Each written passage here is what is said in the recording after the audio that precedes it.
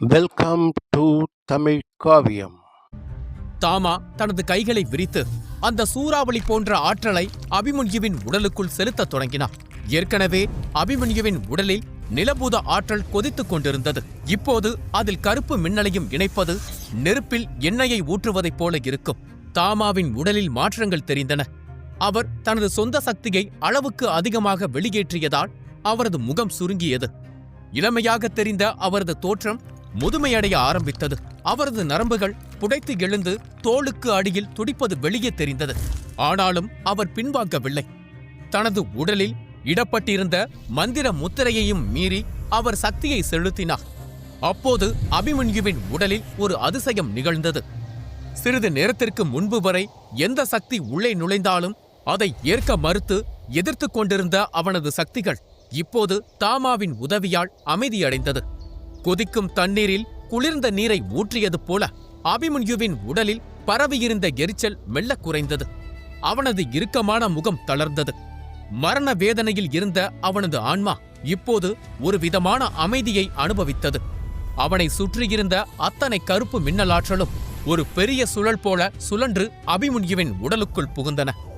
அபிமன்யுவின் உடலில் ஆங்காங்கே சிறிய சிவப்பு புள்ளிகள் நட்சத்திரங்களைப் போல மின்னத் தொடங்கின. யாராவது அந்த காட்சியை மிக அருகில் இருந்து பார்த்திருந்தால் உறைந்து போயிருப்பார்கள். ஏனெனில் அந்த சிவப்பு புள்ளிகள் வழியாக சிறு மின்னல்கள் பாம்புகள் போல நெளிந்து அவனது உடலுக்குள் ஊடுருவின. அவை அவனது உடலை இரும்பைப் போல உறுதிப்படுத்தின. அவை அவனது ஒவ்வொரு சக்கரத்தையும் நிரப்பி அவனது ஆன்மாவை பலப்படுத்தின. அப்போது திடீரென அபிமன்யுவின் உடலில் இருந்து ஒரு பெரிய வெடிப்பு சத்தம் கேட்டது. அவனையே உடைத்து சீறிப்பாயும் வெள்ளத்தைப் போல அத்தனை பேராற்றலும் ஒரே நேரத்தில் அவனது நரம்புகளுக்கு பாய்ந்தது. இதுவரை அவன் அனுபவித்திராத, கற்பனைக்கும் எட்டாத ஓர் அபரிமிதமான அழுத்தத்தை அவன் அனுபவித்தான். அந்த பேராற்றல் பாய்ந்த வேகத்தில் அவனது உடல் காற்றில் சில அடி உயரம் தானாகவே மேலே உயர்ந்தது. அபிமன்யு தனக்குள் ஒரு பெரும் மாற்றத்தை உணர்ந்தான். என்ன இது? என் உடலில் இருந்து பிந்து புள்ளிகளின் எண்ணிக்கை மின்னல் வேகத்தில் அதிகரித்து விட்டதை என்று அதிர்ச்சி அடைந்தான். அவனது உடலில் இப்போது 103 பிந்து சக்கர புள்ளிகள் திறந்திருந்தன. ஒவ்வொரு புள்ளியும் ஒரு சிறு நட்சத்திரத்தைப் போல அவனது தோளுக்கு அடியில் ஜொலித்தது. இதன் அர்த்தம் இனி அவனது தாக்குதல் வேகம் முன்பு இருந்ததை விட 10 மடங்கு அதிகரிக்கும். கண்ணை மூடி திறப்பதற்குள் அபிமன்யு 10 முறை தாக்குதல் தொடுப்பான். சுமார் 6 மணி நேரம் கடந்தது. அந்த காடு முழுவதும் ஒருவித மர்மமான நிசப்தம் நிலவியது. அந்த அமைதியை கிழிக்கும் விதமாக அவ்வப்போது அபிமன்யுவின் உடலில் இருந்து சிறு சிறு நீல நிற மின்னல்கள் வெளியே பாய்ந்தன. அவனது உடல் ஒரு புது ஜென்மம் எடுத்ததைப் போல இருந்தது. இதை பார்த்த தாமா வியப்பிலும் அச்சத்திலும் ஆழ்ந்தான். இவனுக்கு பைத்தியம் பிடித்து விட்டதா? இவன் இப்போது இருக்கும் நிலையிலேயே தனது 8வது சக்கரத்தையும் திறக்க செய்ய முயற்சிக்கிறானா? இவன் கஜதீர நிலையை முழுமையாக அடைய துடிக்கிறான். இவனது மன உறுதி மலையை விட வலிமையாக இருக்கிறது. ஆனால் இந்த கருப்பு மின்னல் சக்தி அதற்கு போதாது. இவன் இப்போது நிறுத்தவில்லை என்றால் இவன் உடல் சிதறி சாம்பலாகிவிடுமே என்று அவர் கவலை கொண்டார். உடனே தாமா முடிவு செய்தார். இனி இவன் தாங்க மாட்டான். நான் என் உதவியை நிறுத்த வேண்டும் என்றவர் தனது சக்தியை விலக்கிக் கொண்டார். தாமாவின் பிடி தளர்ந்ததும் அந்த சூறாவளி நின்றது. காடு மீண்டும் நிசப்தமானது. அபிமன்யு மெல்ல கண்களை திறந்தான். அவனது கண்களில் இப்போது நீல நிறத்திற்கு பதிலாக ஒரு விதமான கருநீல ஒளி மின்னியது. அது பார்ப்பதற்கே ஒரு ஆழமான கடலைப் போலவும் அதே சமயம் ஆபத்தான புயலைப் போலவும் இருந்தது. அப்போது அவன் எதிரில் முதிய தோற்றத்தில் நின்ற தாமாவைக் கண்டான். அவரை பார்த்தவுடன் உற்சாகத்தில் எழுந்து நின்று மரியாதையுடன் தலை வணங்கினான். மீண்டும் ஒருமுறை என் உயிரை காப்பாற்றி எனக்கு உதவியதற்கு நன்றி ஆச்சாரியரே. நான் பயிற்சியில் இருந்தபோது யாரோ எனக்கு உதவுவதை உணர்ந்தேன். ஆனால் அது நீங்களாக இருக்கும் என்று நான் எதிர்பார்க்கவில்லை என்று புன்னகையுடன் கூறினார். பின்னர் அனைவரும் ஒரு இடத்தில் முகாமிட்டு பேசத் துவங்கினர். தேநீர் கொதிக்க ஆரம்பித்தது. தாமா பெருமூச்சு விட்டா. அபிமன்யு, உன்னை பார்த்தால் எனக்கு வியப்பாகவும் அதே சமயம் பயமாகவும் இருக்கிறது. எவ்வளவு சீக்கிரத்தில் அடுத்த கட்டத்தை அடைந்து விட்டாய். ஆனால் ஒன்று மட்டும் எனக்கு புரியவில்லை. இந்த கருப்பு மின்னல் சக்தி ஏன் உன்னை இவ்வளவு தீவிரமாக தாக்கியது? பொதுவாக பஞ்சபூத நிலைக்கு மேலே இருக்கும் ஒருவர் உருவாக்கிய வித்தையை கற்க முயற்சிக்கும் போதுதான் இப்படி நடக்கும். எனக்கு தெரிந்த இந்த வித்தையை உருவாக்கியவர் தெய்வீக வீரராக இருக்க வேண்டும் என்று கூறினார். தெய்வீக வீரர் என்ற வார்த்தையை கேட்டதும் அபிமன்யுவும் ஒருவித யோசனையில் மூழ்கி இருந்தார். அபிமன்யுவை பார்த்த தாமா, அபிமன்யு, தெய்வீக வீரர்களை குறைத்து எடை போடாதே. அவர்கள் இந்த உலகில் உள்ள அனைத்து மர்மங்களின் குவியல்கள். அவர்கள் அதிகாரத்தை தேடி ஓட மாட்டார்கள். எங்காவது ஒரு இடத்தில் யாரும் அறியாத வண்ணம் தங்கள் சக்தியை அதிகரிப்பார்கள். அவர்கள் மட்டும் ராஜ்யத்திற்குள் வந்தார்கள் என்றால் அவர்கள்தான் மகுடமில்லா ராஜா. அதனால் தெய்வீக வீரர்களின் சக்தியை அணுகும்போது ஒருமுறை இருமுறை யோசித்து செயல்படு என்று கூறினார். இதை சொல்லிக்கொண்டே தாமா பழைய நினைவுகளில் மூழ்கினார். எனக்கு ஒரு நண்பர் இருந்தார். அவர் மர்மமான கூளியர் இனத்தைச் சேர்ந்த ஒரு தெய்வீக வீரர். ஒருமுறை அவருக்கு காயம் ஏற்பட்ட போது நான் உதவினேன். அப்போதுதான் அவர் சில ரகசிய பொக்கிஷங்களை பற்றி சொன்னார். அதில் ஒன்றுதான் இந்த மர்ம மின்னல். ஆனால் அது கூளியர் மற்றும் உதிரபுரி பேரரசுகளில் மட்டுமே கிடைக்கும். சக்தி வாய்ந்தவர்களின் துணையில்லாமல் அங்கே செல்வது தற்கொலைக்கு சமம். உதிரபுரி பேரரசு என்ற பெயரை கேட்டதும் அபிமன்யுவின் முகம் இறுகியது. அவனது வாழ்வை சிதைத்து அவனது குடும்பத்தை வேரோடு அழித்தவர்கள் அவர்கள்தான். அவன் மனதிற்குள் சபதம் செய்தான், எது நடந்தாலும் சரி, நான் உலகமே அஞ்சம் வலிமையடைந்தே தீருவேன். அந்த உதிரபுரி பேரரசையே என் காலடியில் பணிய வைப்பேன். என் குடும்பத்தினர் சிந்திய ஒவ்வொரு சொட்டு ரத்தத்திற்கும் பழி வாங்குவேன் என்ற அபிமன்யுவின் உள்ளம் கொதித்தது. தாமா அதை கவனித்தார். அவர் அபிமன்யுவின் கவனத்தை திருப்ப பேச்சை மாற்ற முடிவெடுத்தார். அது இருக்கட்டும் அபிமன்யு, நீ மாறுவிடத்தில்தானே இங்கே வந்தாய். ஆனால் இப்போது உன் உண்மையான உருவத்திலேயே இருக்கிறாயே. உன்னை இந்த உருவத்தில் யாராவது பார்த்தால் என்ன ஆகும்? அதை விடு, இந்த மர்ம குகைக்குள் இருக்கும் நெருப்பு குண்டம் பற்றி யாராவது கூறினார்களா என்று அடுக்கடுக்காக கேள்வி கேட்டார். அவர் குரலில் கவலையும் அக்கறையும் சேர்ந்திருந்தது. அபிமன்யு பதில் சொல்ல வாயை திறந்தார். ஆனால் அதற்கு முன் தாமா எச்சரிக்கும் தொனியில், அபிமன்யு, அப்படி ஒரு எண்ணம் இருந்தால் இப்போதே அழித்துவிடு. கடந்த சில நாட்களாக நான் இங்கேதான் இருக்கிறேன். இந்த மலையை பாதுகாக்க பல சக்தி வாய்ந்த வீரர்கள் சுற்றி முகாமிட்டுள்ளனர். அது மட்டுமல்ல, இங்கே ஒரு பழமையான யாழி வசிக்கிறது. அது ஒரு காலத்தில் என்னை விட வலிமையானதாக இருந்தது. அதுதான் அக்னி யாழி. அது விரைவில் பஞ்சபூத நிலையை அடையப் போகிறது. அதை தாண்டி உள்ளே நுழைவது மரணத்தின் வாசலை தட்டுவதற்கு சமம் என்றார். ஆனால் தாமாவுக்கு ஒன்று தெரியாது. கடந்த சில நாட்களில் அபிமன்யு சந்தித்த ஆபத்துகள் அவனிடம் இருந்த பயம் என்ற உணர்வையே அழித்துவிட்டன. அவனது பிடிவாதம்தான் அவனது பலம். ஒவ்வொரு ஆபத்தும் அவனை செதுக்கும் ஒளியாக மாறியிருந்தது. அபிமன்யு அமைதியாக ஒரு குவளை தேநீரை தயாரித்து தாமாவிடம் நீட்டினான். இந்த தேநீரை குடியுங்கள் ஆச்சாரியரே, இது உங்கள் சோர்வை நீக்கும் என்றார். தாமா அதை வாங்கி பருகியபடியே அவனை பார்த்தான். அபிமன்யு தயங்காமல் கேட்டான், ஆச்சாரியரே, நெருக்கமான சண்டையில் எதிரியை ஒரு நொடியில் வீழ்த்தக்கூடிய சிறப்பு தாக்குதல் ஏதாவது உங்களிடம் உள்ளதா? நான் துவாரகர் போட்டிக்கு தயாராக வேண்டும் என்றதும் தாமா அவனை உற்று பார்த்தார். இவன் அடங்கவே மாட்டான் போல என்று நினைத்தார். பிறகு அவர் கம்பீரமான குரலில், அபிமன்யு, உண்மையை சொல். உன்னிடம் நிலபூத சக்தி இருப்பதைப் போன்ற ஒரு உணர்வு எனக்கு ஏற்படுகிறது. அது உண்மையா என்று கேட்டா. அபிமன்யு பெருமூச்சு விட்டான். இனி மறைப்பதில் அர்த்தமில்லை என்று எண்ணினான். அவன் வருத்தத்துடன், உங்கள் கணிப்பு சரிதான் ஆச்சாரியரே. என்னிடம் நிலபூத சக்தி இருக்கிறது. என்னால் அதை பயன்படுத்தவும் முடியும். ஆனால் என் உடலால் அதை முழுமையாக உறிஞ்ச முடியவில்லை என்று கூறினா. தாமா மெல்லிய புன்னகையுடன்,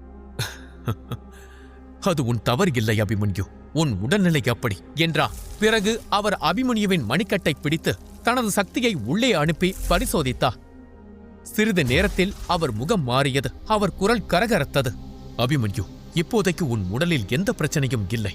ஆனால் அடுத்த 3 ஆண்டுகளுக்குள் நீ உன்னுடைய 10வது சக்கரத்தை எழுப்பவில்லை என்றால் இந்த நிலபூத சக்தி உன்னை அழித்துவிடும் என்றதும் அபிமன்யு வருத்தத்துடன் பார்த்தா. 3 வருடங்கள், வெறும் 1095 நாட்கள். அவனது லட்சியங்கள் இமயமலை போல உயர்ந்து நிற்க, அவனது ஆயுட்காலமோ பனிக்கட்டி போல கரைந்து கொண்டிருந்தது. தாமா தொடர்ந்தா, அந்த சக்தி வளர்ந்து கொண்டே போகும்.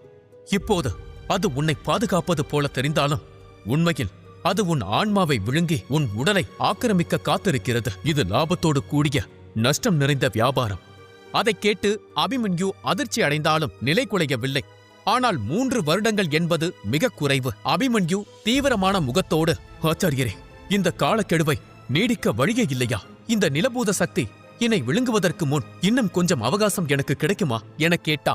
தாமா யோசனையில் ஆழ்ந்தா. காற்றில் வீசிய குளிர்ச்சியான தென்றல் அவர் தாடியை வருடிச் சென்றது. ஒரு வழி இருக்கிறது அபிமன்யு. உன் உடலில் உள்ள நிலபூத சக்தியின் ஆதிக்கத்தை குறைக்க வேண்டுமானால் நீ மற்ற பூத சக்திகளையும் கைப்பற்ற வேண்டும். அவற்றின் துணை இருந்தால் மட்டுமே உன்னால் அந்த ரகசியமான 10வது சக்கரத்தை திறக்க முடியும். அப்படி ஒருமுறை அந்த சக்கரத்தை நீ திறந்து விட்டால் நீ பஞ்சபூத வீரர்களுக்கு நிகரான பலம் கொண்டவனாக மாறுவாய் என்றார். அபிமன்யுவின் கண்கள் ஆர்வத்தால் மின்னின.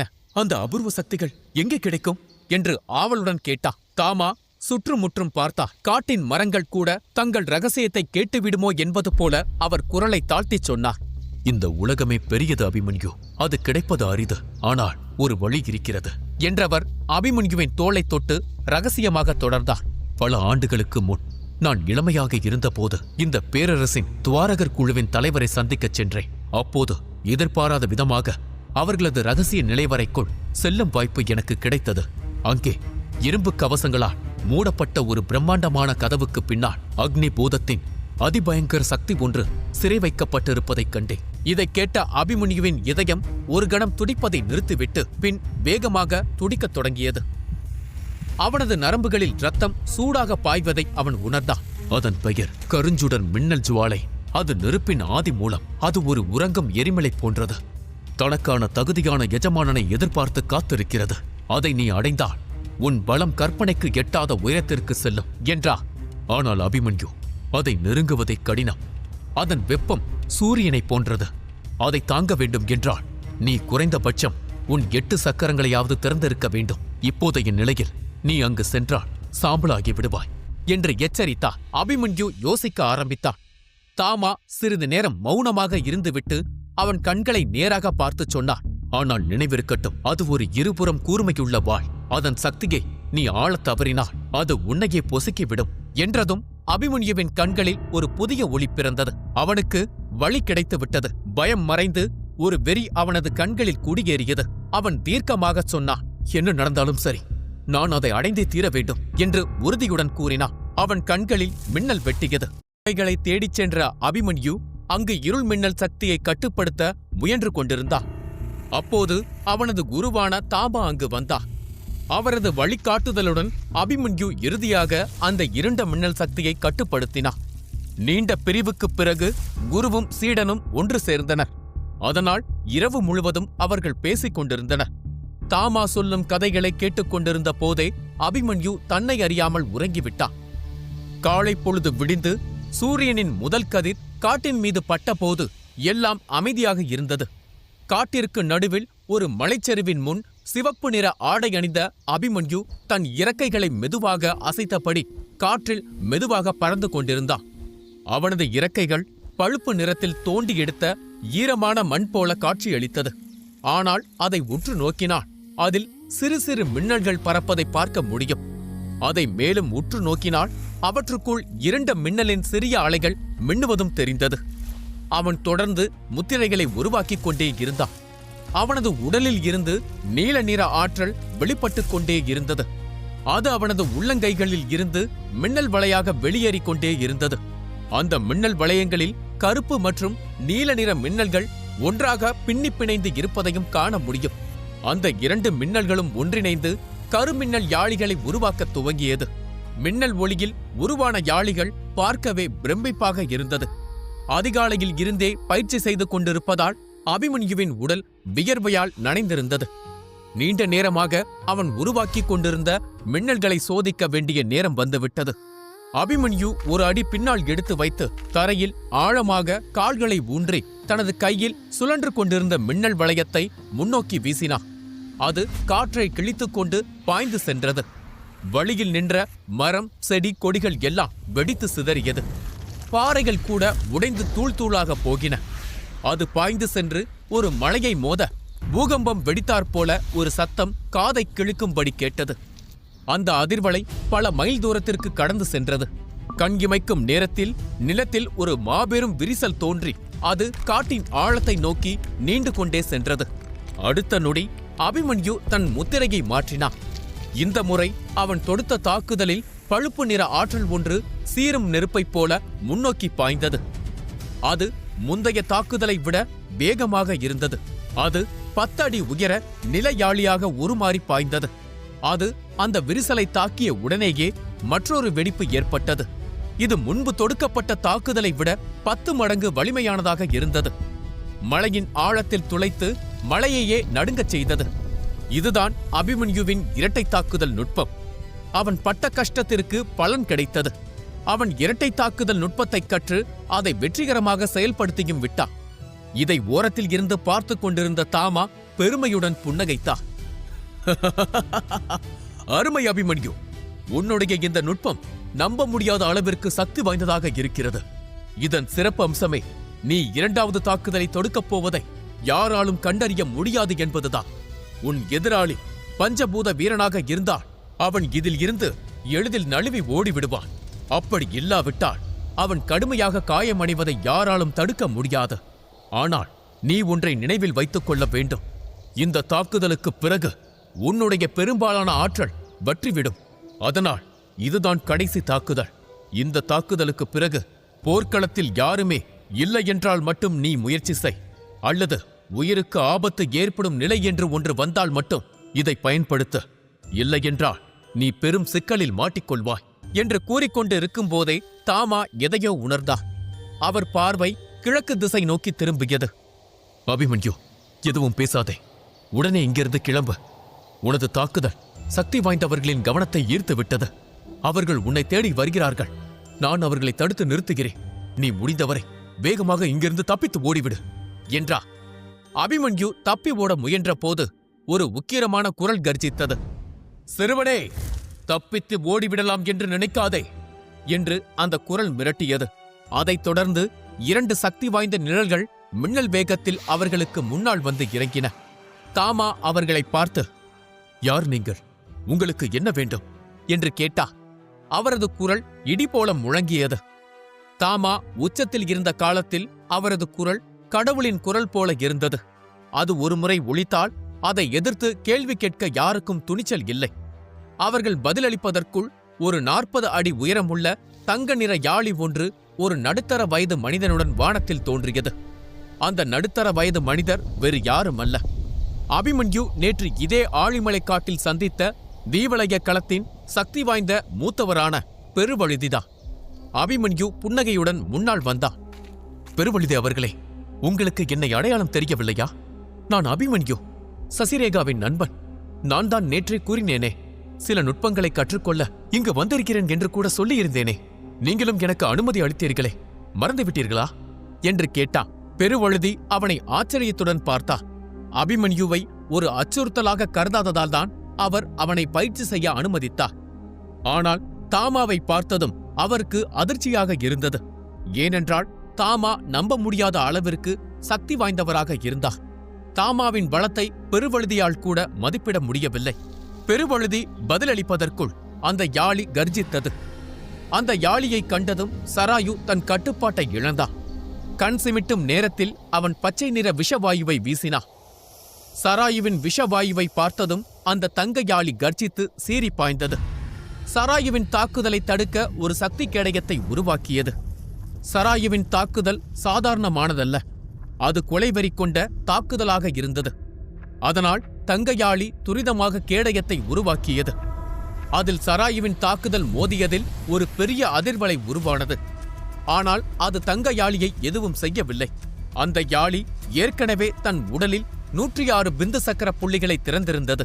அதன் பலம் 9ஆம் நிலை மனித போர் வீரனை விட அதிகமாக இருந்தது. சராயு திடீரென்று தாக்கியதில் குழப்பமடைந்த தங்கயாளி சிறிது நேரம் சராயுவையே பார்த்தது.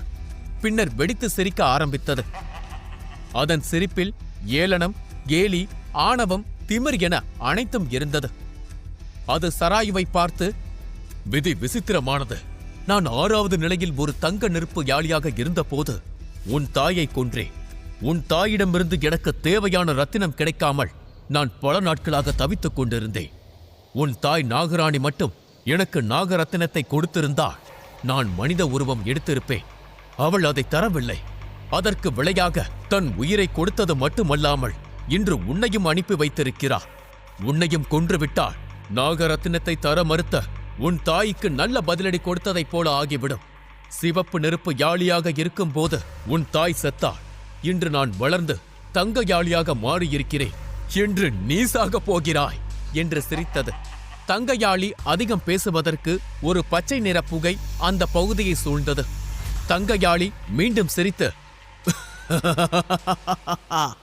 சாவதற்கு அவ்வளவு அவசரமா? சாதாரண 7ஆம் நிலை வீரன் நீ என்னை உன்னால் வீழ்த்த முடியும் என்று நினைக்கிறாயா? உன் மரணத்தை உன் தாய்க்கு பரிசாக அளிக்கிறேன், வா என்று ஏளனமாக கூறியது. அந்த வார்த்தைகள் சராயுவின் உள்ளத்தில் பெரும் கோபத்தீயை பற்ற வைத்தன. பழிவாங்கும் வெறி அவன் இதயத்தில் கொழுந்துவிட்டு எரிந்தது. அவன் எதுவும் பேசாமல் தனது விஷத்தை அருவி போல கொட்டினான். அது 100 அடி பரப்பளவை நச்சுத்தன்மை வாய்ந்த பச்சை நிற புகையால் மூடியது. அந்த விஷத்தை சுவாசித்தால் 7ஆம் நிலைக்கு கீழே இருக்கும் எந்த ஒரு வீரனும் மரணத்தை தழுவுவா. தங்கயாளி தனது பொன்னிற செதில்களால் தன் உடலை சுற்றி தங்கக் கவசத்தை உருவாக்கியது. தாமா அதில் தலையிட தயாரானார். ஆனால் பெருவழுதி அவரை தடுத்தார். ஒரு காலத்தில் நீ பஞ்சபூத வீரனாக இருந்ததாக கேள்விப்பட்டேன். பகிராவின் தோழனான தாமாதானே நீ? வாயுதேவர் கொடுத்த காயத்திலிருந்து நீ இன்னும் மீளவில்லை என்று தெரிகிறது. அதனால் ஒதுங்கினல். இந்த போர் உன் உயிருக்கு ஆபத்தை ஏற்படுத்தக்கூடிய ஒன்றாக இருக்கலாம் என்றார். பெருவழுதியின் கண்களில் அவமதிப்பு மட்டுமே நிறைந்திருந்தது. அவன் தாமாவை பார்த்து ஏளனமான துணியில், இது இந்த சிறுவனின் தெய்வீக மிருகத்திற்கும் தங்கயாளிக்கும் இடையிலான சண்டை. அதாவது சக்தி வாய்ந்த வீரர்களுக்கான சண்டை இது. காயப்பட்ட உன்னை போன்ற ஆட்கள் இதை வேடிக்கை பார்ப்பதோடு நிறுத்திக் கொள்ள வேண்டும் என்றார். தாமா ஆழமாக மூச்சை இழுத்துவிட்டு பின்னர் அபிமன்யுவை பார்த்தார். அபிமன்யு, சராயுவுக்கு உதவி செய். இருவரும் சேர்ந்து அந்த யாழியை அடக்குங்கள். அகங்காரம் பிடித்த இந்த கிழவனை நான் பார்த்துக் கொள்கிறேன் என்றார். அடுத்த கணம் தாமாவின் சக்திகளும் பெருவழுதியின் சக்திகளும் மோதிக்கொண்டன. அந்த பச்சை நிறப்புகை அந்த மோதல் பரவாமல் தடுத்தது. 2 பக்கங்களில் 2 பயங்கரமான போர் நடந்தன. தாமாவின் தாக்குதலின் அழுத்தத்தை உணர்ந்த பெருவழுதிக்கு விரக்தி அதிகரித்தது. அதே நேரத்தில் அபிமன்யு மற்றும் சராயுவின் ஒருங்கிணைந்து தாக்க அதன் வலிமை தங்க யாழியை நிலைகுலைய செய்தது. திடீரென்று அந்த யாழி உலகையே அழிக்கும்படி கர்ஜித்தது. அதன் செதில்கள் பிரகாசமாக ஒளிர்ந்தன. அதன் வாயின் முன் ஒரு ஒளிக்கோளம் உருவானது. இந்த தாக்குதல் அதன் முந்தைய தாக்குதல்கள் அனைத்தையும் விஞ்சியது. அதைக் கண்ட தாமா, அபிமன்யு கவனமாக இரு, இது ஒரு உயர்மட்ட தாக்குதல் என்று கத்தினார். சாதாரண வீரர்களால் ஒளி தாக்குதல்களை செய்ய முடியாது. பெரும்பாலான 9ஆம் நிலை வீரர்களால் கூட அவற்றை செய்ய முடியாது.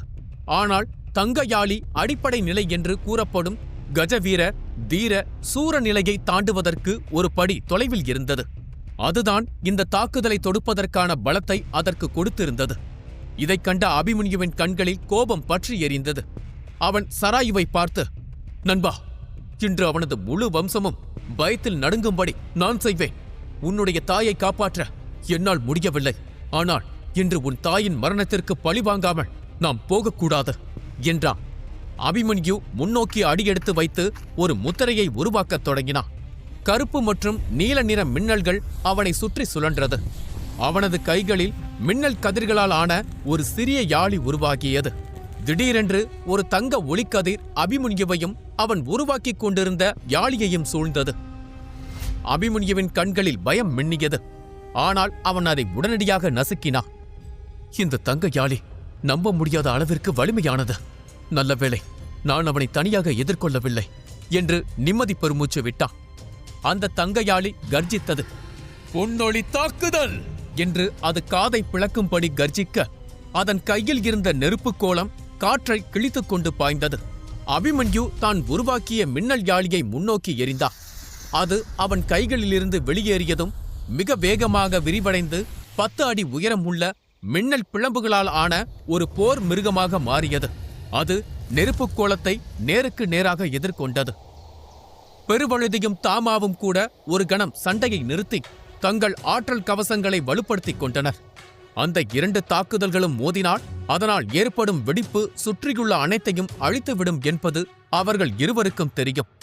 பெருவழுதி அதிர்ச்சியுடன் அபிமன்யுவை பார்த்தா. என்னால் இதை நம்ப முடியவில்லை. இந்த சிறுவனால் எப்படி இப்படி ஒரு தாக்குதலை தொடுக்க முடிகிறது? உண்மையில் யார் இவன்? சசிரேகாவுக்கும் இவனுக்கும் என்ன தொடர்பு என்று அதிர்ச்சியுடன் கேட்டா. தாமா கலக்கத்துடன் காணப்பட்டா. அபிமன்யுவின் 2 மின்னல் தாக்குதல் தங்கயாளியின் ஒளி தாக்குதலை விட பலவீனமானது என்று அவருக்கு தெரியும். அதனால் இந்த தாக்குதலில் இருந்து அபிமன்யு உயிர் பிழைக்க வேண்டும் என்று அவர் மனதிற்குள் பிரார்த்தித்துக் கொண்டார். அதைக் கண்டதும் சராயுவின் கண்கள் கோபத்தில் வெடித்தது. சராயுவும் அபிமன்யுவும் இணைந்து தங்க யாழியை எதிர்கொள்ள துவங்கினர். தங்க யாழியை அடக்க அபிமன்யு தான் புதிதாக பெற்ற கருமின்னல் சக்தியை ஏவினார். இரண்டு சக்திகளும் முழு பலத்துடன் மோதிக்கொண்டன. அந்த இரண்டு தாக்குதல்களும் சந்தித்த போது கருமின்னல் யாழி தங்க யாழி கட்டவிழ்த்த ஒளிக்கோளத்தை முழுதாக விழுங்கியது. அதைக் கண்டவுடன் தங்க யாழி உக்கிரமாக கர்ஜித்து வெடித்தது. அது அதீத சக்தியை பேரழிவின் சக்தி போல கட்டவிழ்த்தது. அது வெடித்து சிதறும் போது சுற்றியிருக்கும் அனைத்தும் எரிந்து சாம்பலாக்கியது. அந்த நெருப்பைக் கண்டு பயந்த அபிமன்யு பல அடி தூரத்திற்கு பின்வாங்கினான். தங்க யாழி காடே அதிரும்படி கர்ஜித்தது. சிறுவனே, நீ எல்லை மீறி செல்கிறாய். இந்த சிறிய நாகத்தின் பேச்சைக் கேட்டு என்னையே சீண்டி விட்டாய். இனி உனக்கு நான் துளிக்கூட கருணை காட்டப் போவது இல்லை. உங்கள் இருவரையும் கடைசி துளி ரத்தம் வரை உறிஞ்சி குடிக்கப் போகிறேன் என்று கர்ஜித்தது. அபிமன்யு தன் முஷ்டிகளை இறுக பிடித்துக் கொண்டான். அவன் தங்கையாளியை பார்த்து, தோல்வியின் முதல் அடையாளம் அகங்காரம். உன் பலத்தை அதிகரிக்க அடுத்தவரின் உயிரை உறிஞ்சி குடிக்கும் உனக்கு தோல்வி மட்டுமல்ல, மரணமும் காத்திருக்கிறது. நீ ஒரு 9ஆம் நிலை மிருகமாக இருக்கலாம். மற்ற வீரர்களை நசுக்கும் அளவுக்கு உனக்கு சக்தி இருக்கலாம். ஆனால் நான் அபிமன்யு ரகுநந்தன். என்னை தோற்கடிக்கும் அளவுக்கு நீ வலிமையானவன் அல்ல. நீ தங்க யாழியாக இருந்தாலும் சரி, நெருப்பு யாழியாக இருந்தாலும் சரி, உன்னை என் வீட்டுக்கு இரையாக்காமல் நான் போக மாட்டேன். செய்த கொலைக்கு விலை கொடுக்க வேண்டிய நேரம் வந்துவிட்டது. இரக்கமில்லா கொடூரனே என்று கர்ஜித்தான். சராயுவின் கண்களில் கோபமும் வெறியும் சோகமும் அழுகையும் நிறைந்திருந்தது. கண்ணீர் திரண்டு நின்ற அதன் கண்களில் கொலைவெறி பஞ்சமில்லாமல் இருந்தது. தங்க யாழியின் சக்தி சூரிய பந்தை போல நெருப்பு பந்தாக முன்னோக்கி பாய்ந்து வந்தது. கண்ணில் பட்ட அனைத்தையும் எரித்து கொண்டு வந்த அந்த பந்து அபிமன்யுவின் மீது இறங்கியது. எரிமலை வெடித்தாற்போல அந்த இடம் வெடித்து சிதறியது. எங்கும் புழுதியும் புகையும் நிரம்பியது. யாராலும் எதையும் பார்க்கவோ சுவாசிக்கவோ முடியவில்லை. அனைவரும் இருமிக் கொண்டே இருந்தனர். அபிமன்யு இருப்பதற்கான எந்த தடயமும் இல்லை. அதைக் கண்ட பெருவழுதியும் தங்க யாழியும் வெற்றி புன்னகை பூத்தனர். தாமாவின் முகம் பயத்தில் சுருங்கியது. 7ஆம் நிலை வீரனால் அந்த வகையான சக்தியில் இருந்து தப்பிக்க முடியாது என்பது அனைவருக்கும் தெரியும். சராயு மற்றும் தாமாவின் கண்களில் விரக்தி நிரம்பியது. ஆனால் பின்னர் கற்பனை செய்ய முடியாத ஒன்று நடந்தது. புகை மற்றும் மூடுபனிக்குள்ளிருந்து அபிமன்யு இருமிக் கொண்டே தள்ளாடியபடி வெளியே வந்தான். அவர்களின் கண்கள் விரிந்தன. அபிமன்யுவின் உடல் முழுவதும் பச்சை நிற கோடுகளால் நிரம்பியிருந்தது. அவனது தோல் முழுவதும் வெடிப்புகளும் காயங்களும் அதில் இருந்து வரும் இரத்தமுமாக இருந்தது. பெருவழுதி அதிர்ச்சியுடன் அவனை உற்று பார்த்தார். இது நிலபூத சக்தி. அப்படியானால் இவன்தான் துவாரகர்கள் போட்டிக்காக வந்த அந்த மர்ம சிறுவனா என்று அதிர்ச்சியில் உறைந்து போனார். அபிமன்யுவின் அடையாளம் அம்பலப்படுத்தப்பட்டு விட்டது என்பதை தாமா உணர்ந்தா. பெருவழுதி, இந்த வயதிலும் உன் கண்கள் கூர்மையாக இருக்கின்றன என்பதை நான் ஒப்புக்கொள்ள வேண்டும். ஆனால் இந்த ரகசியத்தை வெளிப்படுத்த நீ உயிருடன் இருக்க மாட்டாய். உன்னை இங்கிருந்து உயிருடன் செல்ல நான் அனுமதிக்க மாட்டேன் என்று கர்ஜித்தா. தாமா ஒரு முத்திரையை உருவாக்கத் தொடங்கினார். வானத்தில் பிரம்மாண்டமான புலி ஒன்று தோன்றியது. பெருவழுதி அதை பார்த்து மிரண்டு போனா. வாயு பூத சக்தி கொண்ட பகீரா, நீங்கள் இன்னும் ஒன்றாகத்தான் சுற்றிக் கொண்டிருக்கிறீர்களா? ஆனால் நீங்கள் ஒன்றை மறந்து விட்டீர்கள். இது நீங்கள் கொடிக்கட்டி பறந்த காலம் அல்ல. உங்கள் சக்திகள் அடக்கப்பட்டு முத்திரைகளால் நீங்கள் பூட்டப்பட்ட காலம். என் முழு சக்தியை திரட்டி நான் அடித்தால் நீங்கள் இங்கிருந்து உயிரோடு திரும்புவதே சந்தேகம்தான் என்றான். அவன் பேச்சில் தைரியம் தெரிந்தாலும் உள்ளுக்குள் பயம் எட்டி பார்த்தது. அவன் அந்த பயத்தை புன்னகையால் மறைக்க முயன்றான். ஆனால் தாமா அதை கேட்டு சிரித்தார். என்னை அவ்வளவு எளிதில் கொல்ல முடியும் என்று நினைக்கிறாயா? பழங்கால தேசத்தின் தளபதிகளாலேயும் அரசர்களாலும் கூட முடியாத ஒன்றை உன்னால் செய்ய முடியும் என்று கருதுகிறாயா? என் சக்திகள் முத்திரைப்படுத்தப்பட்டு இருக்கலாம். ஆனால் நான் ஒருவனை கொல்ல வேண்டும் என்று முடிவெடுத்து விட்டான். அவன் இந்த பூமி மீது வாழ்வதற்கான வாய்ப்பை இழந்து விட்டான் என்று அர்த்தம் என்று கர்ஜித்தா. அடுத்த கணம் தாமா ஆன்ம உருமாற்றம் நுட்பத்தை பயன்படுத்தி தனது தெய்வீக மிருகமான பகீராவுடன் இணைந்தார். பாதி புலி பாதி மனிதனாக உருவெடுத்த தாமாவும் பகீராவும் போர்க்களத்தில் மத்தியில் அசைக்க முடியா இரும்பு மலையைப் போல நின்றனர். அவர்கள் இருவரையும் பார்த்தவுடன் பெருவழுதியின் கால்கள் தானாகவே நடுங்க ஆரம்பித்தது. 3ஆம் நிலை மிருகத்துடன் இணைந்த பிறகு தாமாவின் பலம் பஞ்சபூத வீரனுக்கு நிகரான ஒன்றாக மாறியிருப்பதை பெருவழுதி அறிந்து கொண்டார்.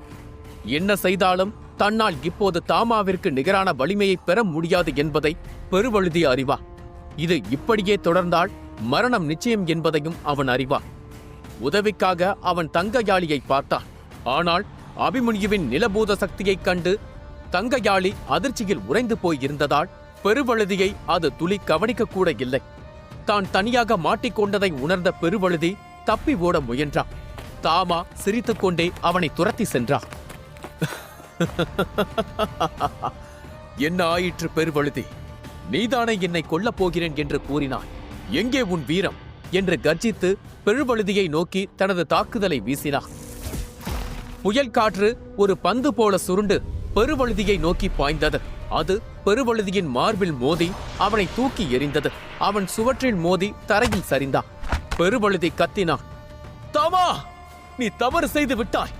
நீ தீவளைய குலத்தின் மீது கை வைத்து விட்டாய். உன்னை நான் விடமாட்டேன். உன்னை நான் விடவே மாட்டேன். இப்போது என் தலைவரை நோக்கி செல்கிறேன். தீவளைய பிரிவின் தன்னிகரற்ற வீரர்களோடு வருகிறேன். அப்போது உனக்கு தெரியும் யார் உண்மையான வீரன் என்று கர்ஜித்தான். தன் முழு பலத்தையும் திரட்டி தைரியத்தை காட்டினாலும் தப்பிக்க வழியில்லை என்பதை அவன் அறிந்திருந்தான்.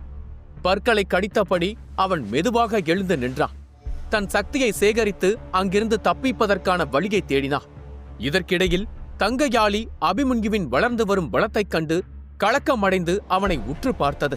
அபிமன்யுவின் கைகள் வேகமாக ஒரு முத்திரையை உருவாக்க துவங்கியது. அவனது உதடு மந்திரங்களை உச்சரிக்க ஆரம்பித்தது. அவனது கண்களில் இருந்து சிறு சிறு மின்னல்கள் பறந்தது. வான் மின்னல் பிரளயம் என்று அபிமன்யு கர்ஜிக்க வானத்தில் மேகங்கள் திரண்டன. இடி முழக்கங்கள் மாறி மாறி ஒலிக்க ஆரம்பித்தது. ஒரு ராட்சத மின்னல் திரண்டு நின்றது. வானத்திலிருந்து ஒரு பிரம்மாண்டமான மின்னல் பாய்ந்து வந்து தங்கயாளியின் தலையிலேயே இறங்கியது. அதைக் கண்ட தங்கயாளி கோபத்தில் கர்ஜிக்க அதன் கூர்மையான 2 கொம்புகளில் இருந்து நெருப்பை கக்கும் மின்னல் ஒன்று பிறப்பெடுத்தது.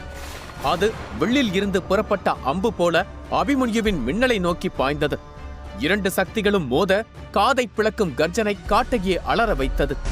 அபிமன்யுவின் மின்னல்கள் துடைத்தெறியப்பட்டது. அதைக் கண்ட தங்கயாளி நிம்மதியுடன் சிரித்தது. சிறுவனே, இந்த குழந்தை விளையாட்டை எல்லாம் வேறு எங்காவது வைத்துக்கொள். என்னையல்ல, உன்னால் என் நிழலை கூட கிழிக்க முடியாது என்று பேசிக்கொண்டிருக்கும் போதே தங்கயாளியின் கண்கள் மாறியது. அதன் சிரிப்பு நின்றது. பயத்தில் அதன் கண்கள் சுருங்கின. ஏனெனில் அபிமன்யுவிடம் இருந்து இன்னொரு தாக்குதல் தயாராகிவிட்டது. இந்த தாக்குதல் மிக வேகத்துடன் பெரும் ஆபத்தையும் கொண்டு வருவது போல இருந்தது. அபிமன்யு தனது நிலபூத சக்தியை இரட்டை தாக்குதலுடன் இணைத்து அதன் வீரியத்தை 10 மடங்காக பெருக்கி இருந்தான். அந்த தாக்குதல் ஒரு பிரம்மாண்டமான ஓநாயாக உருமாறி அந்த தங்கயாளியை நோக்கி பாய்ந்தது. தங்கயாளி இதை துளியும் எதிர்பார்க்கவில்லை.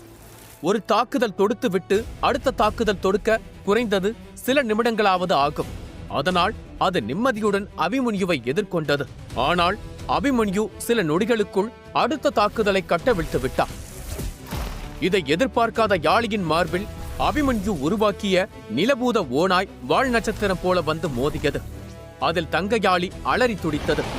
நிலபூத ஆற்றல் அதன் பளபளப்பான செதில்களை கிழித்தெறிந்தது. அதன் ஒளியை மங்கச் செய்து அதை ரத்தம் சிந்த வைத்தது. தங்கயாளியின் மார்பில் ஒரு ஆழமான காயம் தோன்றியது. அதில் இருந்து ரத்தம் வழிந்தது. தன்னை யாராலும் தோற்கடிக்க முடியாது என்ற இருமார்ப்புடன் அனைவரையும் கொன்று அவர்கள் சக்தியை தின்று வளர்ந்து கொண்டிருந்த தங்கயாளியின் மார்பில் ஒரு சிறுவன் இடியை இறக்கினான். ஒரு சாதாரண சிறுவனால் இதை செய்ய முடியும் என்பதை என்னால் நம்ப முடியவில்லை. இதில் ஏதோ மர்மம் இருக்கிறது. சொல், யார் நீ என்று தங்கயாளி கர்ஜித்தது. மறுபுறம் பெருவழுதி தாமாவிடம் இருந்து தப்பித்தால் போதும் என்று கடுமையாக போராடிக் கொண்டிருந்தான். ஆனால் அவனது பலம் தளர்ந்தது. அவனது அசைவுகள் மெதுவாகின. அவனால் தப்பிக்கக்கூட முடியவில்லை. தாமா அவன் மீது பேரழிவை கட்டவிழ்க்கும் சுழற்காற்றை வீசினார். அது தகர்க்க முடியாத அம்பை போல பாய்ந்து சென்று பெருவழுதியை தாக்கியது. பெருவழுதி உதவியற்ற நிலையில் தரையில் விழுந்தார். இதைக் கண்ட தங்கையாளியின் கண்களில் மரண பீதி நிரம்பியது. தோல்வி தவிர்க்க முடியாதது என்பதை உணர்ந்த அது அபிமன்யு மீது ஒரு வெறித்தனமான தாக்குதலை தொடுத்தது. ஆனால் தாமா இன்னும் தன் தாக்குதலை முடிக்கவில்லை. பெருவழுதி மயக்கமடைந்து கீழே விழுந்து கொண்டிருந்த போது தாமா துரிதமாக அடுத்த தாக்குதலை தொடுத்தார். அவரது உடலில் இருந்து திரண்டு எழுந்த வாயு சக்தி ஒரு அம்பாக சுருங்கி ஈட்டி போல தடிமனாகி பெருவழுதியை நோக்கி பாய்ந்து சென்றது.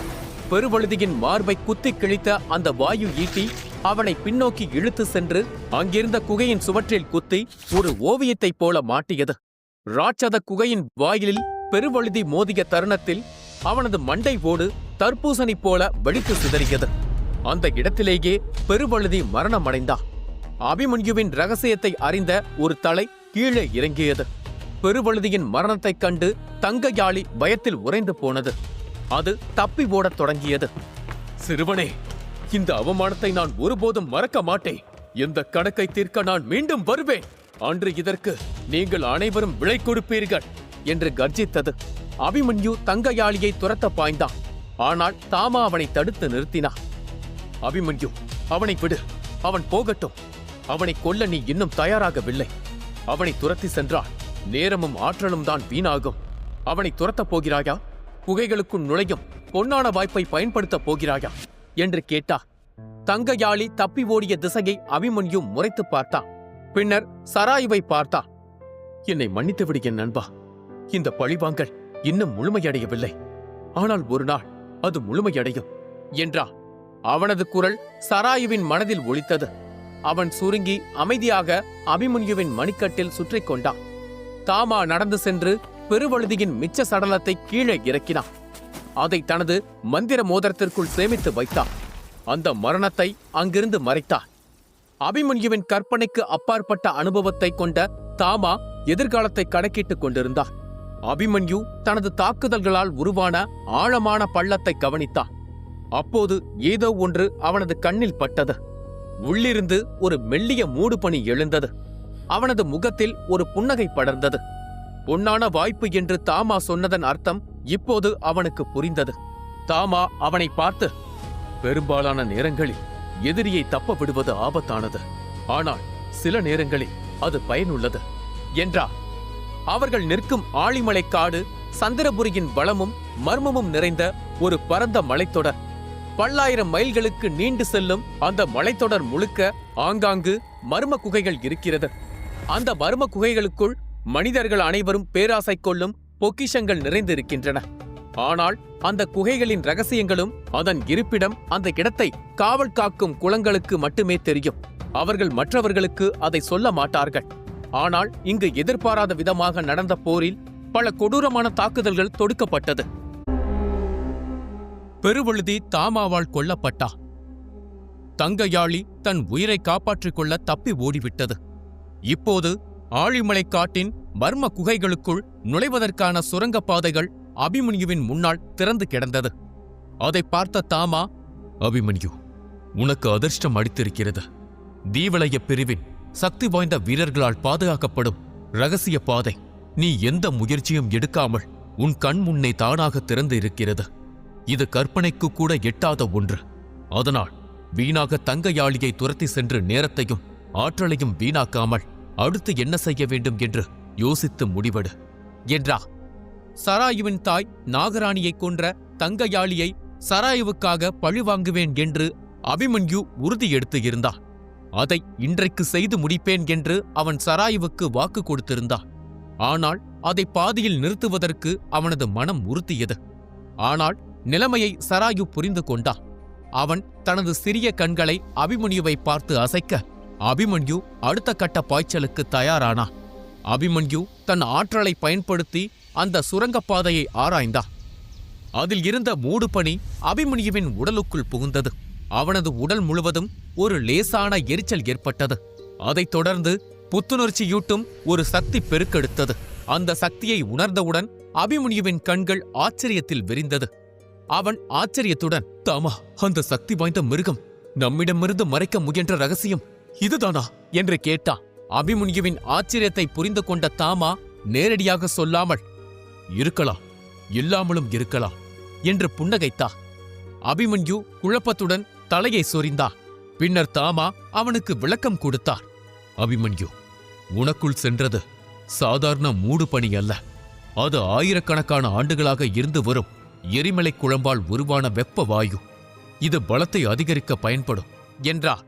அதை கேட்டதும் அபிமன்யு மேலும் ஆர்வம் கொண்டு அதை வேகமாக உள்ளிழுக்க ஆரம்பித்தான்.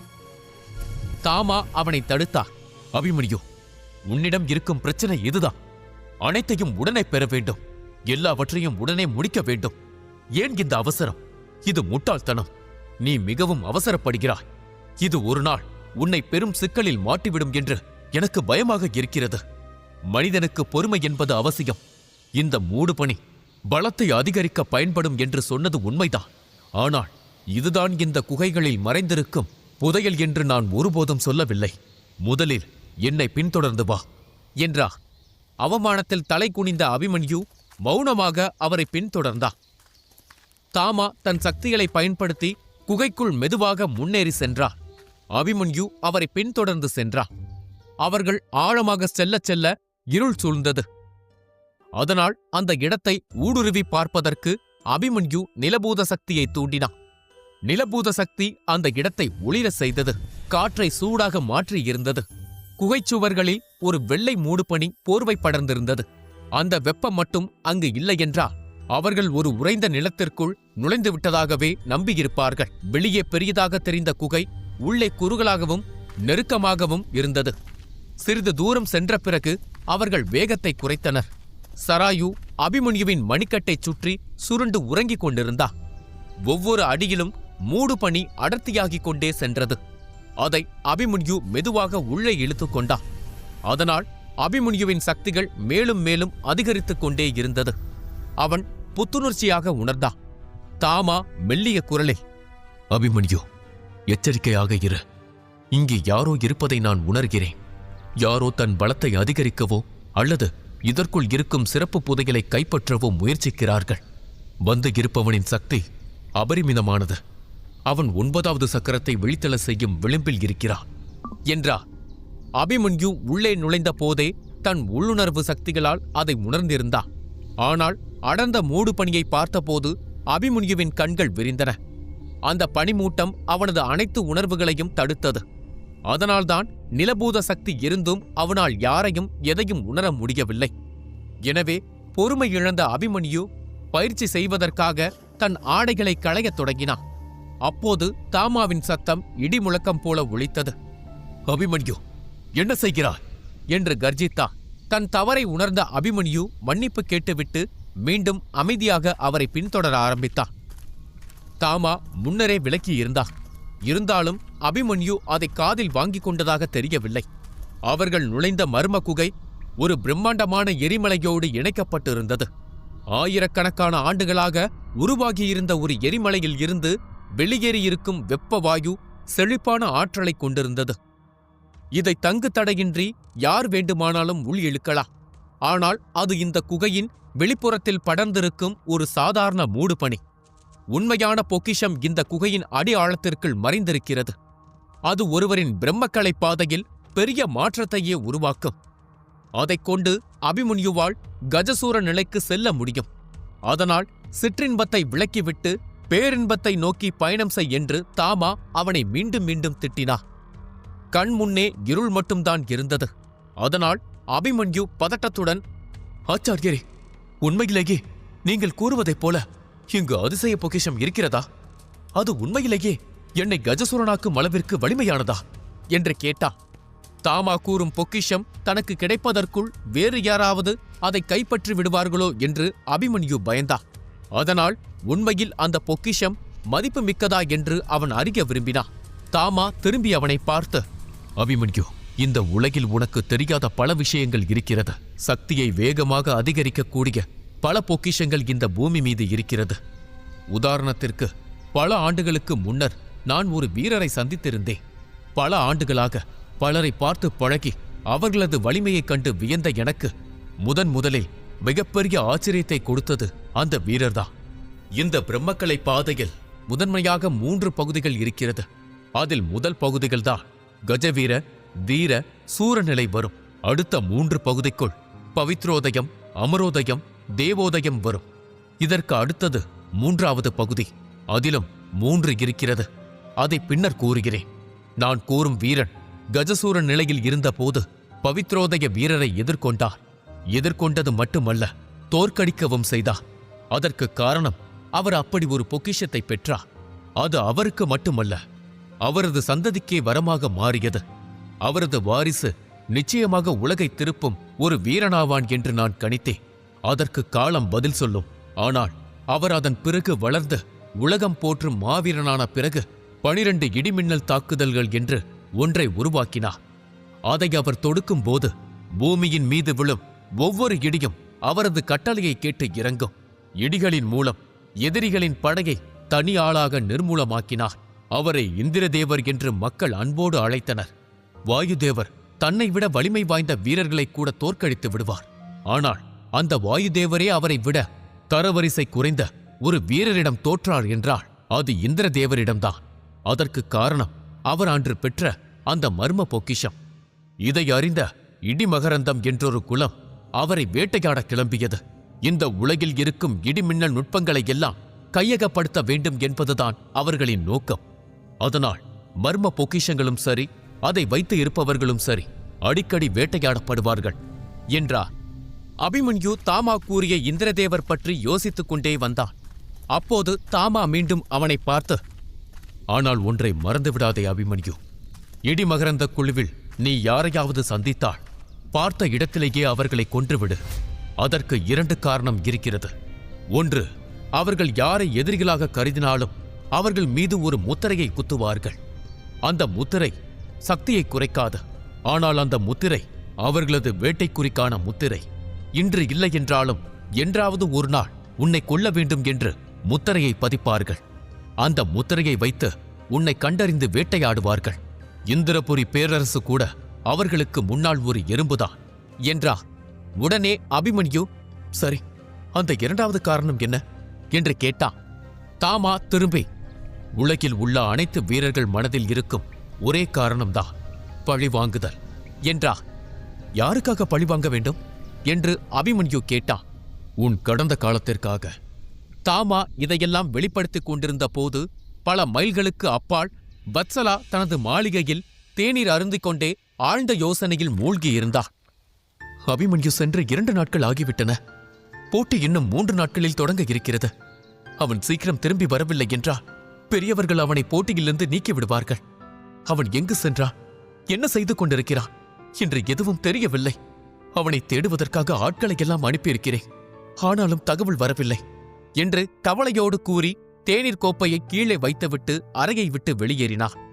அவளுடைய கவலையை அறியாத அபிமன்யு அந்த மர்ம குகையில் தாமாவை பின்தொடர்ந்து ஆழமாக சென்று கொண்டிருந்தான். திடீரென்று அவனது மணிக்கட்டில் ஒரு வலி ஏற்பட்டது. ஒரு பழுப்பு நிற ஒளிக்கற்றை அவனது கைகளில் இருந்து வெளியேறி 5 அடிக்கு விரிந்து அந்த குகையை ஒளிரச் செய்தது. தாமா அவனை பார்த்து பெருமிதத்துடன், பரவாயில்லை அபிமன்யு, நீ நிலபூத சக்தியை மட்டுமல்லாமல் நிலபூத மிருகத்தையும் கட்டுப்படுத்தி விட்டாய். உன்னை நினைத்தால் எனக்கு ஆச்சரியமாக இருக்கிறது என்றார். அந்த புகழ்ச்சியால் வெட்கப்பட்ட அபிமன்யு மரியாதையுடன் பதிலளித்தான். ஆச்சாரியரே, இதை நான் முன்பே உங்களிடம் சொல்ல விரும்பினேன். ஆனால் அதற்கான நேரம் கிடைக்கவில்லை. இது உங்கள் ஆசீர்வாதத்தால் மட்டுமே சாத்தியமானது என்றார். தாமா அவன் முதுகில் தட்டினார். ஆசீர்வாதங்கள் மட்டும் ஒருவரை உயர்த்திவிடாது, அதற்கு உழைப்பும் தேவை என்றார்.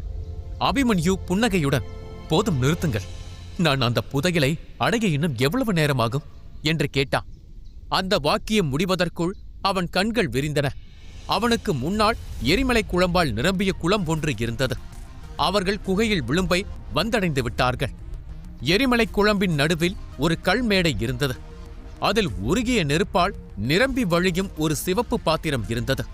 அதிலிருந்து எழுந்த புகை நீருற்று போல பரவாமல் அந்த பாத்திரத்திற்கு மேல் ஒன்றாக குவிந்து ஒரு மாயக்கோப்பை வடிவத்தை எடுத்து இருந்தது. அந்த புகை அனைத்தும் இணைந்து அந்த கோப்பைக்குள் பாலை விட வெண்மையான ஒரு திரவத்தை உருவாக்கியிருந்தது. அதுதான் இடைவிடாமல் மூடுபனியை வெளியேற்றிக் கொண்டிருந்தது. அதுதான் அபிமன்யுவின் ஆற்றலை கற்பனைக்கு எட்டாத வகையில் அதிகரித்தது. தாமா, இதுதானா அந்த புதையல் என்று கண்கள் விரிய கேட்டான். இயற்கையின் அற்புதம் ஒன்று அவனுக்கு முன்னால் பிரம்மாண்டமாக நின்று கொண்டிருந்தது. குகையின் அனைத்து பாதைகளும் இங்கேதான் சங்கமித்தன. அவற்றிற்கு மேலே எரிமலையின் இதயம் இருந்தது. தாமா அதை பார்த்தபடி, அப்படியும் சொல்லலாம் என்றார். தாமா அந்த மேடையை நெருங்கினார். அவரது கண்கள் ஆச்சரியத்தில் விரிந்தன. அவர் அந்த கோப்பையை தூக்கி அதை பார்த்தார். அதற்குள் இருந்த பால் போன்ற திரவம் சில துளிகள் தான் இருந்தது. ஆனால் அதில் இருந்து மூடுபனி வந்து கொண்டே இருந்தது. சில துளிகளே இருக்கின்றன, ஆனால் அவை கொண்டுள்ள சக்தி கற்பனைக்கு அப்பாற்பட்டது என்றார். அப்போது தாமா ஒரு சக்தி வாய்ந்த இருப்பை உணர்ந்தார். அபிமன்யு, நாம் சிக்கிக் கொண்டோம். அந்த சக்தி இங்கேதான் இருக்கிறது என்று கர்ஜித்தார். அங்கு நிறைந்திருந்த அந்த புகைக்குள் ஒரு புது நிழல் தோன்றியது. வெண்மையான மூடுபனி அதை சுற்று சுழன்று அதன் ஆற்றலை அளித்தது. தாமா அந்த உருவத்தை பார்த்து, யார் நீ, உனக்கு என்ன வேண்டும் என்று கேட்டார். அந்த உருவம் முன்னால் வராமல் உரத்த குரலில், அந்த புதையலை என்னிடம் கொடுத்துவிடு. அதற்கு பதிலாக நீ இங்கே தங்கி சுதந்திரமாக பயிற்சி செய்ய நான் அனுமதிப்பேன். யாரும் உன்னை தடுக்க மாட்டார்கள்.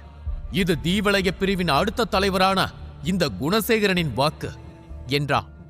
வெளியே தாமாவும் அபிமன்யுவும் நிகழ்த்திய போரை குணசேகரன் பார்த்திருந்தார். அவர்கள் பெருவழுதியை கொன்றார்கள் என்பது அவனுக்கு தெரியும். அதனால் அவன் அதை வைத்து மிரட்ட முடிவு செய்தான். வெளியே நீங்கள் என்ன செய்தீர்கள் என்று எனக்கு தெரியும். ஆனால் அந்த புதையலை என்னிடம் கொடுத்தால் அதை நான் வெளியே சொல்ல மாட்டேன். யாரும் உங்களை எதிரிகளாக கருத மாட்டார்கள் என்றான். குணசேகரனால் தாமா மற்றும் அபிமன்யுவின் வலுவான சக்தியை உணர முடிந்தது. ஆனால் அபிமன்யு இப்போது ருத்ரனுக்கு பதிலாக அபிமன்யு என்ற அவனது உண்மையான உருவத்தில் இருந்ததால் அவனால் அடையாளம் காண முடியவில்லை. பெருவழுதியையும் யாழியையும் அவர்கள் தோற்கடித்தார்கள் என்பதை அறிந்ததால் மட்டுமே அவன் அவர்களை கண்டு அஞ்சினான். தாமா கோபம் நிறைந்த குரலில், சரி, அதை எடுத்துக்கொள். ஆனால் இது உன் கைக்கு கிடைத்தவுடன் நீ எங்களை தாக்க மாட்டாய் என்பதற்கு என்ன நிச்சயம் என்று கேட்டா. அபிமன்யு பற்களை கடித்தான். ஆச்சாரியரே, என்ன செய்கிறீர்கள்? இதற்காகத்தான் நாம் இவ்வளவு தூரம் வந்தோம். ஆனால் இப்போது அதை அப்படியே கொடுக்கிறீர்கள் என்று கேட்டார். அபிமன்யு மேலும் எதிர்ப்பு தெரிவிப்பதற்குள் தாமா அந்த மாயக்கோப்பைக்கு மத்தியில் இருந்த திரவத்தை ஒரு குடுவையில் அடைத்தார். அந்த திரவத்தை சுற்றி கொண்டிருந்த புகை அந்த குடுவையின் மூடியின் மீது குவிந்தது. அபிமன்யு கோபம் பொங்க அதை பார்த்தார். தொடர்ந்து கேட்க சப்ஸ்கிரைப் செய்யுங்கள், லைக் செய்யுங்கள். லைக் செய்யும் ஒரு சிலருக்கு ஹைப் வந்தால் ஹைப் செய்யுங்கள்.